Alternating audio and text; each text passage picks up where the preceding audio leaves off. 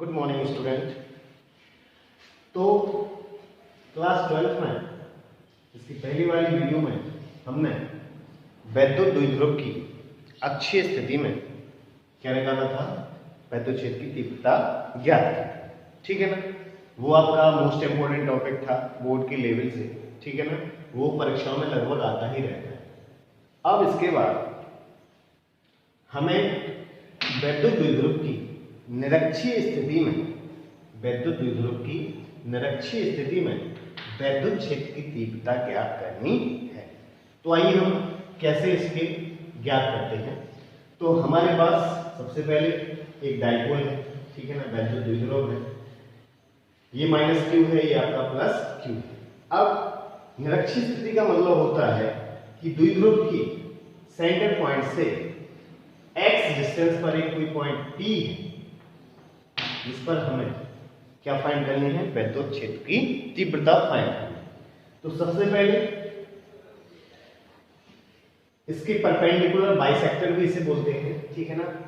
द्विध्रुव के perpendicular bisector means जो आपका ये द्विध्रुव है इसके सेंटर से परपेंडिकुलर x डिस्टेंस पे कोई पॉइंट P है जिस पे हमें वैद्युत क्षेत्र की तीव्रता फाइंड करनी है। अब प्लस Q इस वाले बिंदु P पर, प्लस Q आविष्कार इस वाले बिंदु P पर इलेक्ट्रिक फील्ड बनेगी, वो क्या होगी? इस डायरेक्शन में होगी। अभी आपको पता है कि जो वैद्युत क्षेत्र होता है वो धन वाले जो आपका आवेश है इससे दूर की तरफ जाता है और जो नेगेटिव वाला चार्ज है, नेगेटिव वाले की फील्ड होती है वो नेगेटिव की तरफ आती है। मींस प्लस वाले में अवे फ्रॉम द चार्ज और माइनस वाले में टूवर्ड फ्रॉम द चार्ज। ठीक, तो ये जो इलेक्ट्रिक फील्ड बनी ये E1 बनी और माइनस क्यू आर से का जो इलेक्ट्रिक फील्ड होगी वो इसकी तरफ होगी, ये E2। अब हमें E नेट ज्ञात करना है। मींस इन दोनों आवेशों के कारण बिंदु P पर वैद्युत क्षेत्र क्या हो। तो आइए समझते हैं। इस वाले भाग को अगर हम यहाँ पे बनाते हैं तो देखो ये कुछ इस प्रकार से बनेगा। ये आपका E1 है, ये आपका E2 है, ठीक है ना। और ये जो एंगल है ये थीटा है और ये भी आपका थीटा, ये आपका P पॉइंट। अगर हम बात करें तो देखो ये डिस्टेंस x है, मींस कुछ इस प्रकार से। अब हमें चूंकि आपको पता है कि E1 और E2 दोनों जो वैद्युत क्षेत्र है वो कैसी क्वांटिटी है? Vector quantity. अब दो क्वांटिटी को जब भी हमें ऐड करना होता है तो हमें उन्हें वेक्टर सम के द्वारा ऐड करते हैं। तो इसे हम इस प्रकार से देखते हैं। ये थीटा है, ये E1 है, तो E1 का ये वाला जो कंपोनेंट होगा, E1 का ये वाला कंपोनेंट क्या होगा? E1 cos theta. मींस जो एंगल बनाता है वो cos थीटा में होता है। E1 का परपेंडिकुलर जो आपका घटक है ये क्या होगा? तो ये होगा E1 sin थीटा। क्या होगा? E1 sin theta. समझना अच्छे से। इसके बाद देखो E1 का हो गया, देखो E1 cos थीटा और ये E1 sin थीटा। अब E2 वाले कंपोनेंट की अगर हम बात करें तो ये थीटा एंगल है, तो ये वाला जो होगा आपका कंपोनेंट इसी के अलॉन्ग होगा और ये जो कंपोनेंट होगा ये होगा आपका E2 cos थीटा। क्या होगा? E2 cos theta. और ये वाला जो कंपोनेंट होगा ये क्या होगा? E2 sin theta. क्या होगा? E2 sin theta. अब देखना, यहां से यहां की डिस्टेंस r, यहां से यहां की डिस्टेंस भी r। मींस यहां से इसके कारण जो वैद्युत क्षेत्र होगा यहां पर, इसके कारण जो वैद्युत क्षेत्र होगा यहां पर, दोनों का जो मान होगा वो लगभग एक जैसा होगा। लगभग क्या? एक जैसा ही होगा। मींस E1 बराबर क्या होगा? E1 बराबर क्या होगा? E2। और इसको हम E भी लिख सकते हैं। E1 बराबर E2 बराबर E। अब अगर हम बात करें तो देखो E1 का जो ये वाला कंपोनेंट है वो E2 के इस वाले कंपोनेंट से कैंसिल हो जाता है। भाई हमें क्या करना है? हमें इनका वेक्टर सम करना है। अगर हमें E नेट निकालना है तो इन दोनों का क्या करना है? हमें वेक्टर सम। तो जो ऊपर वाला कंपोनेंट है E1 sin थीटा ये नीचे वाले कंपोनेंट से क्रॉस हो जाएगा। तो अब बचा हमारे पास क्या, E1 cos थीटा और प्लस में E2 cos थीटा। तो जो आपका ई नेट है, अगर हम ई नेट लिखना चाहें तो ये ई नेट बराबर क्या होगा आपका E1 cos theta plus E2 cos theta plus E2 cos theta. अब चूंकि E1 बराबर E2 है तो हम दोनों को लिख सकते हैं 2E cos थीटा। मींस ये आपको निकालना है ई नेट का मान 2E cos थीटा। ये अब इसमें आपको वैल्यू पुट करनी है, ठीक है ना। तो हमें कहा कि E की वैल्यू चाहिए और cos थीटा की वैल्यू चाहिए। तो आइए हम फाइंड करते हैं। तो सबसे पहले ये आपको पता है, यहां पे अगर हम E निकालें तो आपको पता है क्या होता है 2kq अपॉन ये डिस्टेंस r स्क्वायर, ये डिस्टेंस r स्क्वायर, ठीक है। यहां पे इनटू cos थीटा। अब r निकालते हैं क्योंकि हमें दिया तो क्या है, x दिया गया है और l दिया है। तो r को हमें क्या करना है, यहां से हटाना है, r को हमें गायब करना है। हमें काय के फॉर्म में चाहिए, x और l के फॉर्म में चाहिए। तो सबसे पहले देखो ये 90, ये आपका कर्ण है, ये आधार है और ये आपका लंब है। यहां से अगर हम r स्क्वायर की वैल्यू फाइंड करें, r स्क्वायर क्या होगा x square plus l square. भाई r स्क्वायर बराबर क्या होगा x square plus l square, ऐसे पाइथागोरस प्रमेय। तो यहां से r बराबर आएगा under root x square plus l square, ठीक है ना। ये आएगी आपकी वैल्यू, क्लियर है। तो यहां से हम r का मान लगाते हैं समीकरण नंबर 1 और एक और यहीं से cos थीटा की वैल्यू भी निकालें, cos थीटा। अब इस वाले त्रिभुज में cos थीटा की जो वैल्यू हो, cos थीटा बराबर क्या होता है आर्थमेटिक कर्ण। तो cos थीटा बराबर होगा l अपॉन कर्ण कितना है r का मान है under root x square plus x। I hope ये क्लियर है। ये इस वाले त्रिभुज से कोई भी त्रिभुज ले लो, ठीक है। यहां से cos थीटा की वैल्यू हम अगर फाइंड करते हैं तो cos थीटा बराबर आधार बटे कर्ण। तो यहां से ये समीकरण नंबर ये cos थीटा हो गया, जो ई नेट आया 2kq upon r square cos theta. इसे फर्स्ट ले, अब समीकरण 1 में ये मान लगाना है। समीकरण 1 में r तथा cos थीटा का मान रखने लगाओ, जो ई नेट आएगा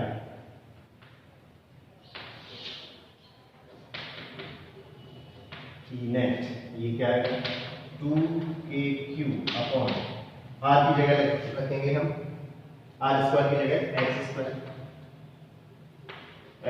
plus l square into cos theta की जगह क्या रखेंगे हम l upon x square plus l square plus l square बराबर बाय 2। आई होप ये क्लियर है। अब इसको देखो 2ql इनटू k। अब ये 2ql क्या होता है, पढ़ा है इससे पहले अपन ने। 2ql क्या है, देखो दोनों के बीच की दूरी है और एक आवेश का मान है। तो ये क्या होता है वैद्युत विद्युत आवेश।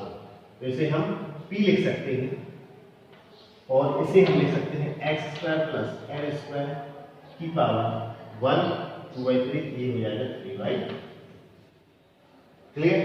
ये आपका वैद्युत विद्युत आवेश हो गया। तो इसे हम kp upon x square plus l square की पावर 3/2। ये है आपका ई नेट। या परपेंडिकुलर बाइसेक्टर पर वैद्युत विद्युत के परपेंडिकुलर बाइसेक्टर पर जो आपका वैद्युत क्षेत्र होता है उसका मान क्या होता है kp upon x square plus l square की पावर 3/2, ठीक है ना। एक बार फिर से समझते हैं कि वैद्युत विद्युत की निरक्षीय स्थिति में अगर हमें वैद्युत क्षेत्र ज्ञात करना है, क्या वैद्युत विद्युत की निरक्षीय स्थिति में अगर हमें वैद्युत क्षेत्र ज्ञात करना है, इसी को परपेंडिकुलर बाइसेक्टर भी बोलते हैं। इसके डायपोल का परपेंडिकुलर बाइसेक्टर मींस इसके सेंटर से परपेंडिकुलर डिस्टेंस पर x डिस्टेंस पर एक पॉइंट P है जिस पर हमें वैद्युत क्षेत्र ज्ञात करना है। देखो कि पूरा जो खेल है वो केवल इस डायग्राम का है। अगर डायग्राम आपको समझ में आ गया तो आपको कोई दिक्कत नहीं। तो देखो अब आपको ये तो पता है कि प्लस q r से कारण यहाँ पे वैद्युत क्षेत्र E1 इस तरफ होगा, माइनस q r से कारण वैद्युत क्षेत्र इस तरफ होगा। अब इनकी डायरेक्शन भी आपको पता है क्योंकि ऑरिजिन से जो आपकी फील्ड होती है वो अवे होती है, ठीक है ना, और माइनस के लिए जो फील्ड होती है वो टूवर्ड्स होती है। तो ये प्लस से बाहर की ओर है और ये माइनस से अंदर की ओर। अब E1 और E2 जो कि वेक्टर है, अब अगर हमें इनका परिणाम ही निकालना है तो हमें इन्हें जोड़ना पड़ेगा वेक्टर सम के द्वारा। तो सबसे पहले हम इसके घटक बनाते हैं। E1 का ये वाला जो घटक होगा परपेंडिकुलर ये होगा E sin theta, sorry E1 sin theta, और ये वाला जो कंपोनेंट होगा ये होगा E1 cos थीटा। इसी प्रकार से जो E2 है इसका ये कंपोनेंट E2 cos थीटा है और ये वाला जो कंपोनेंट होगा ये क्या होगा E2 sin थीटा। तो E1 sin theta E2 sin theta, क्योंकि E1 और E2 कैसे हैं परस्पर बराबर है, इसलिए E1 बराबर E2 बराबर E। तो E1 बराबर कैसा है E2, तो ये E1 sin थीटा और E2 sin थीटा कैसे हो गए कैंसिल। अब बचा क्या E1 cos theta plus E2 cos theta, क्योंकि यही वही कंपोनेंट होंगे जो हमें E नेट का मान देंगे। ठीक, तो यहां से हमने E नेट निकाला E1 cos theta plus E2 cos theta, means जो E नेट का मान आया ये आया आपका 2E cos थीटा। अब सिंपल सा काम है कि आपको पता है कि क्या होता है किसी बिंदु आवेश के कारण किसी बिंदु या r डिस्टेंस पर वैद्युत क्षेत्र, तो हमने फाइंड किया 2kq/r² cos थीटा। अब हमारा उद्देश्य क्या है कि जो r है ये हमें नहीं चाहिए, क्योंकि हमें दिया क्या गया था x डिस्टेंस पर और ये l डिस्टेंस भी दी गई थी, तो इन दोनों के फॉर्म में हमें निकालना था, इसलिए हमने यहाँ से r का मान निकाल लिया पाइथागोरस प्रमेय से और इसी ट्रायंगल में cos थीटा की वैल्यू फाइंड कर ली। अब दोनों के मान लगा दिए। अब इसके बाद अगर जो आपका L है, आपको वैसे ही पता है कि जो L का मान है वो बहुत छोटा होता है। L का मान क्या होता है बहुत छोटा, तो क्या हम ये जो है यदि L² is less than x, ठीक है ना, यदि L² इज लेस या ऐसे कर लो L is less than x than L² is less than x², ठीक है। लगभग जो L है ये टेंस टू क्या हो जाएगा 0, L टेंस टू क्या हो जाएगा लगभग 0, तो इसको हम इसके सापेक्ष छोड़ सकते हैं। मींस L जो डिस्टेंस है ये बहुत छोटी डिस्टेंस है और जो x आपकी डिस्टेंस है ये बड़ी डिस्टेंस है किसके सापेक्ष L के सापेक्ष, इसलिए L को x के सापेक्ष हम छोड़ सकते हैं।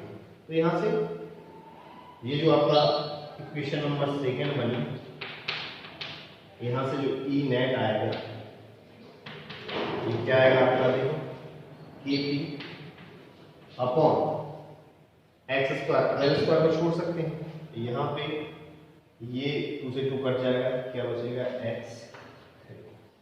देखो इसका यहाँ पे मल्टीप्लाई होगा तो 2 से 2 कैंसिल हो गया, क्या बचा x3। तो E नेट का जो मान है निरक्षीय स्थिति में KP/x³, KP/x³, 3/2, ठीक है, मल्टीप्लाई 2x³। हाँ, तो ये आया आपका फॉर्मूला KP/x³। तो वैद्युत द्विध्रुव की निरक्षीय स्थिति में जो वैद्युत क्षेत्र होता है, अब आपने अच्छी स्थिति में जो फील्ड पड़ी है ई एक्सिस पे क्या थी 2kp/x³, क्या थी 2kp/x³। तो यहाँ पे देखो E नेट ये क्या है kp/x³, ये दोगुनी है ये इसकी आधी।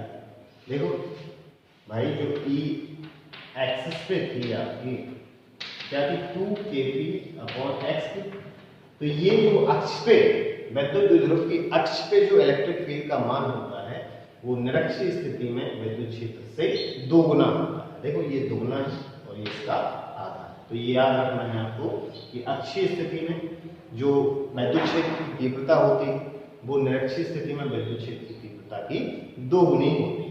ये फॉर्मूले बहुत ही इंपॉर्टेंट है, ये आपको या।